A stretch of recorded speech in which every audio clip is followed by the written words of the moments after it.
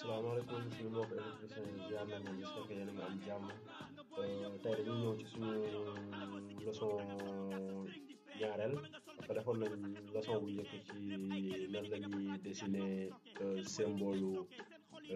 simple alliance léegi damay ñëw ci ñu dessiner symbole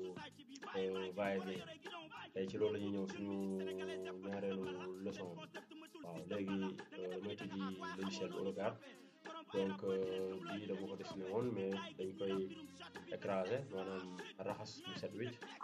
donc léegi nii la ñuy def dañuy tàmbale def beneen dessin wu symbole va-et-vient donc dañuy njëkk a soxla mooy cercle bi donc bu ñu jëlee suñu cercle ñu tracé nii ok validé ñu jëlaat ligne dem fi jël ligne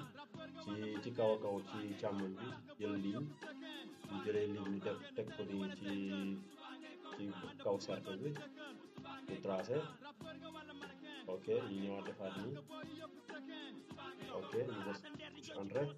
donc ñu jëlaat beneen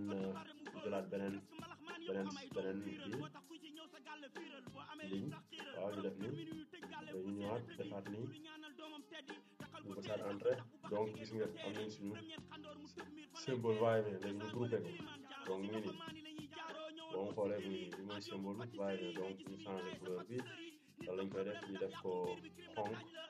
wala ñu def ko bleu waaw mooy couleur baxa ci wolof defe naa wala ñu def ko jaune waaw war nañ nag comprendre xam na lañ waxee couleur yi ci suñu làkk waaw léegi mu ngi nii donc ngeen gisee ko noonu bi mooy symbole va-et-vient foo ko gisee ci plan nga xam ne mu ngi noonu donc boo ko gisee ci plan rek waaw automatiquement di nga xam ne lii la parce que dafay baax ñu xam symbole yi comme ça ñun ci wàllu boppam ñun électricien suñu wàllu bopp mën nañ def étude de plan def dessin waaw léegi dama koy raxas ñu tàmbalewaat beneen ok xaaral ma def nii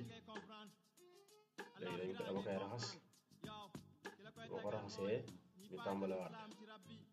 waaw ok léegi dañuy def cercle bu ñu defee cercle ñu valider ñëw def ligne fii bu ñu defee ligne def nii jàdd càmmoñ ndeyjoor ñu defaat nii jëlaat beneen ligne ok def nii jàdd càmmoñ ok suñu symbole mu ngi suñu symbole